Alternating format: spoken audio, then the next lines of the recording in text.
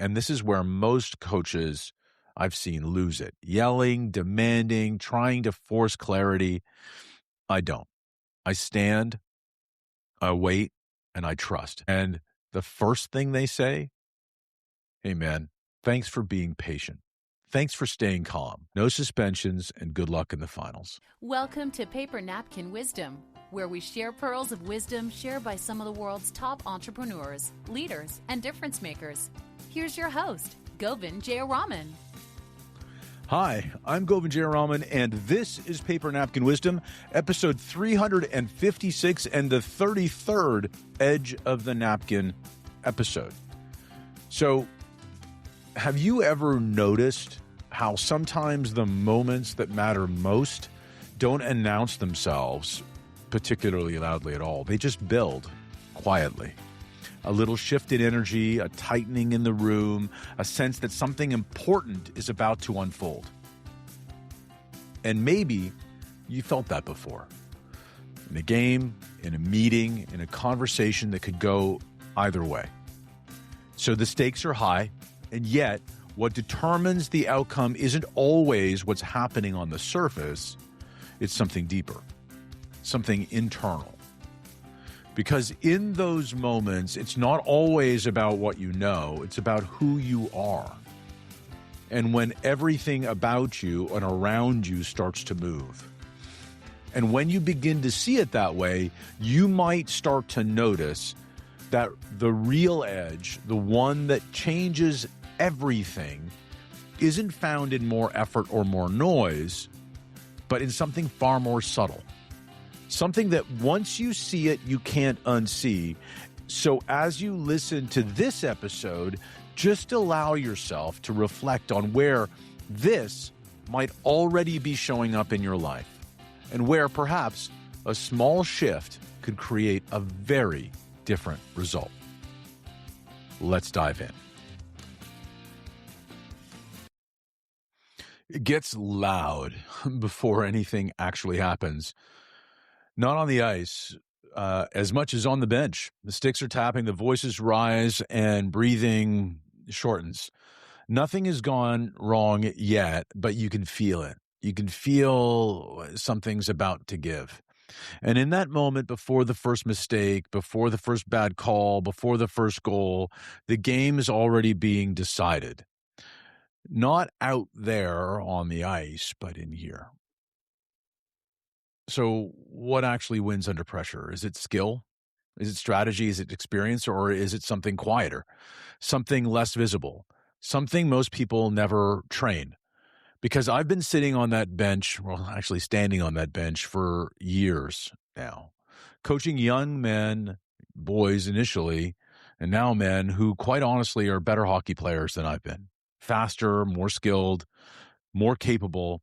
And that forces a question. If I'm not the best skill, if I don't have the best talent, what's my role as a coach? What am I really there to give them? And most coaches think their job is to teach the game. Systems, plays, breakouts, forechecks, backchecks. And don't get me wrong, all of that matters. And we have whiteboards and we go through all of it. But here's the problem. At a certain level, everyone knows the system. And at a certain level, everyone can execute. They can. And at a certain level, the difference is no longer skill. It's state. And most teams are completely untrained in that. So what happens? The stakes go up and the noise that comes with it gets louder. Benches get louder, voices get sharper, emotions get tighter and tighter and tighter. And everyone thinks that intensity is helping. But it isn't. It's leaking.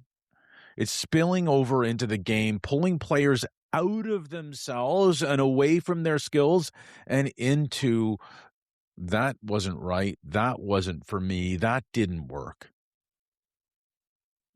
And that's not what's important. Calm, and here's the important thing, truly, calm is not the absence of intensity. Calm is the container for it. Calm is not passive. Calm is power without leakage. And this is where most people misunderstand leadership. They think leadership is energy. But real leadership is about regulation, because when the stakes go up, people don't rise to the occasion. They fall to the level of their emotional conditioning. And if that conditioning is chaos, disarray, and intensity, that's what shows up. But if that conditioning is calm, it becomes your edge.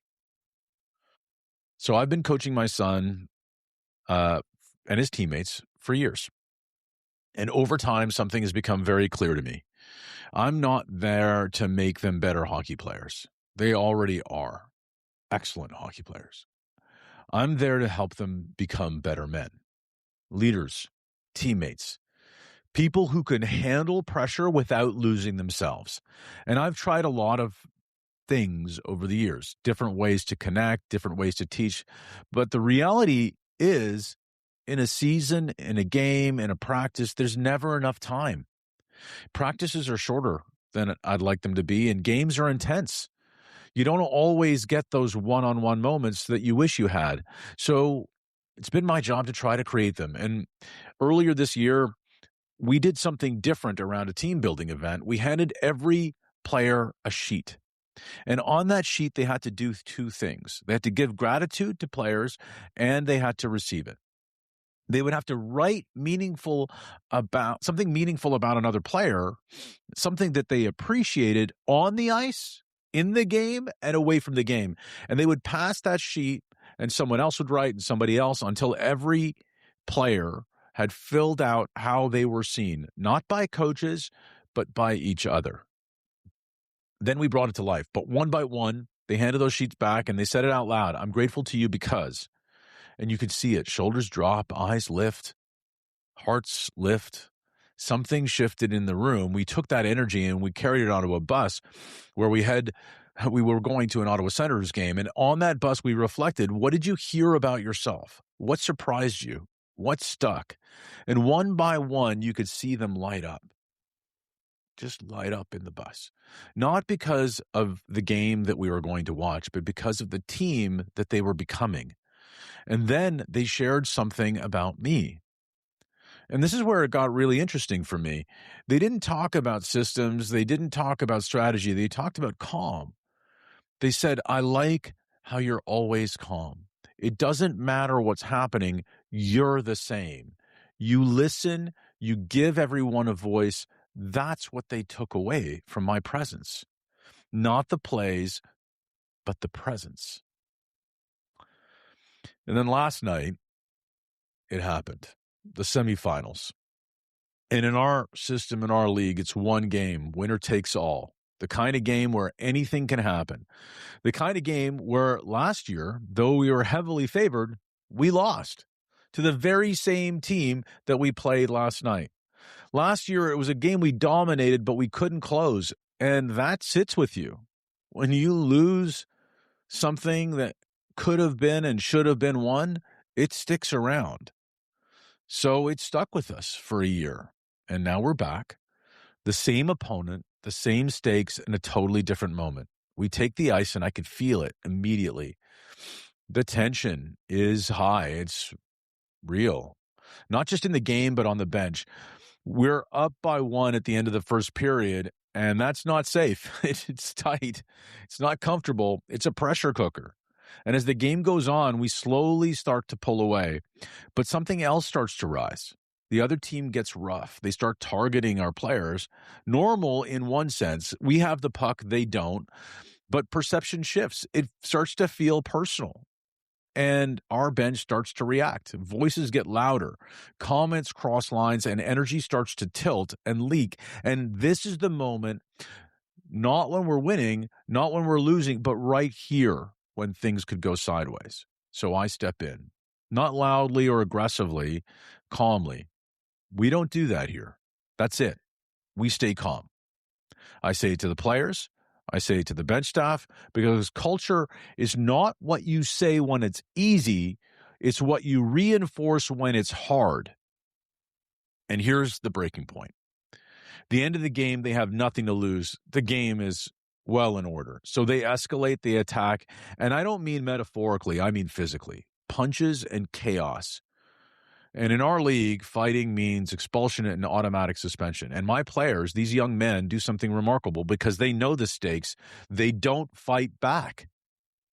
They hands up, skate away. One of them, his face is bloodied. He still walks away. So proud of him. Now understand that moment decides the next game, because if they react, they're suspended. No final, season over for them, and they knew that, not intellectually, but they learned it through conditioning, consistency, training, modeling. They stayed calm. They did not lose themselves. Now, the refs are all sorting this whole mess out. It's messy and it's confusing. And this is where most coaches I've seen lose it. Yelling, demanding, trying to force clarity. I don't. I stand, I wait, and I trust. And eventually they come over. And the first thing they say, hey, man, thanks for being patient. Thanks for staying calm. Then they explain no suspensions and good luck in the finals. And I walk back in the room, not reactive, but calm. And I tell the team, we're all playing, and you can feel it. The relief, the pride, and the clarity. And this is magnetic leadership in action. Confidence, congruence, calm, and contribution. But calm is the vessel. Let's break it down. Confidence is belief in yourself so you can provide immediate feedback. Not arrogance, not volume, certainty. I know who I am. Without confidence, calm looks like hesitation. Congruence, alignment between what you say and what you do. If I say stay calm, but I'm screaming and losing my mind, we lose the room immediately. Congruence builds trust. Trust allows calm to land as being true. Calm is regulation under pressure, not suppression, not avoidance, presence. My breath was steady, voice was steady, my energy was contained. Calm allows access to thinking, to awareness, to choice. And without calm, we're in pure reaction mode. We respond. Contribution is what we give the group, not what you take.